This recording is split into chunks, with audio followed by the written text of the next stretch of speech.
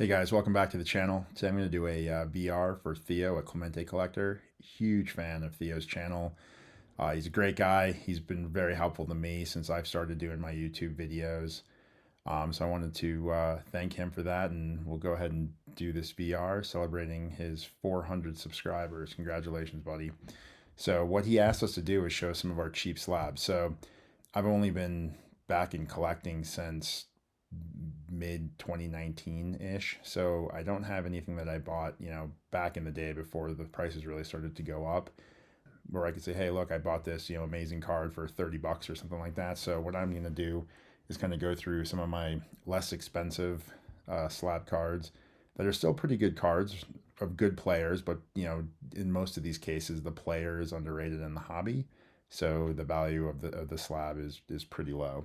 So we'll go ahead and start with some pitchers, which it seems like, maybe I'm wrong, but it seems like pitchers typically are go for a bigger discount, I think, price wise than position players do. But we'll go ahead and start with some pitchers.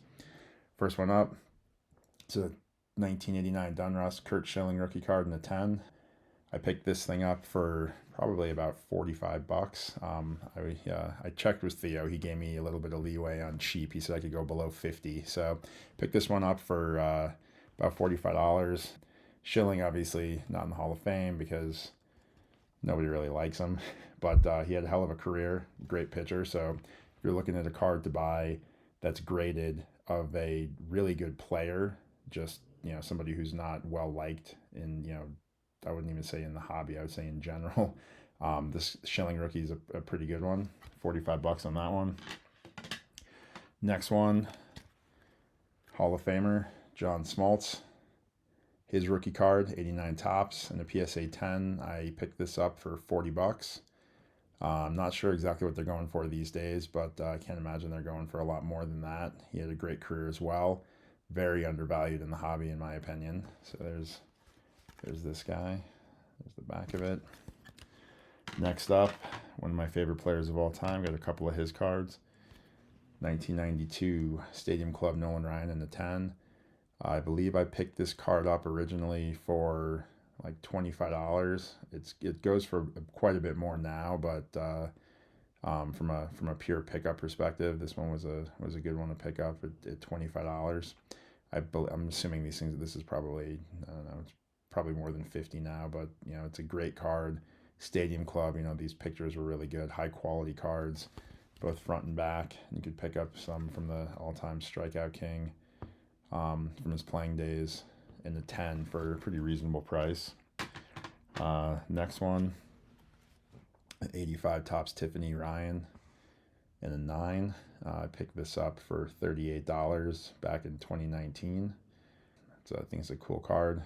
It's not his it's not his primary card from the 85 top set. Obviously, this is when he broke the all-time strikeout record. But it's a cool card nonetheless. I'm not sure what this goes for either, but when I looked to see what I paid, I paid in the 30s for it. So I'll go ahead and call that one a cheap slab. Next up, we'll get to some. Actually, not some. We'll get to a position player who I think is possibly the most underrated player in the hobby. He had a great career. He played during the steroid era and didn't take steroids. He's a genuinely nice guy. You see him on MLB Network all the time. But my man Jim Thome. So here are his 91 Upper Deck rookie and his 91 Bowman rookie. Obviously, it's the same picture. They just zoomed in more on the Upper Deck one. But yeah, I picked this up for, I think, $25. So you get a Hall of Famer, 500 Home Run Club member rookie card for less than 40 bucks. I'm not sure what these are going for now, but here's his Upper Deck. Again, it's a nice looking card. He had a great career, genuinely good guy, and his cards are super, super cheap. I definitely picked both of those up for, I believe, less than $40. Maybe they're going for 50 now, but I think from a all-time home run leader type guy, 500 home run club, Hall of Famer, that I don't think you could find rookie cards of anybody that are cheaper than Jim Thome's. And the last card I'm going to show It's an interesting card because it definitely is not currently cheap, but I bought it at a local card shop. It looks like the card sold in 2018 for like $50. It was part of a large collection that my local card shop acquired. The owner of the card shop said, "Look, I don't know anything about this card. I'm, selling other stuff from this collection that had a lot of like basketball and stuff in it." So that's where he was focused.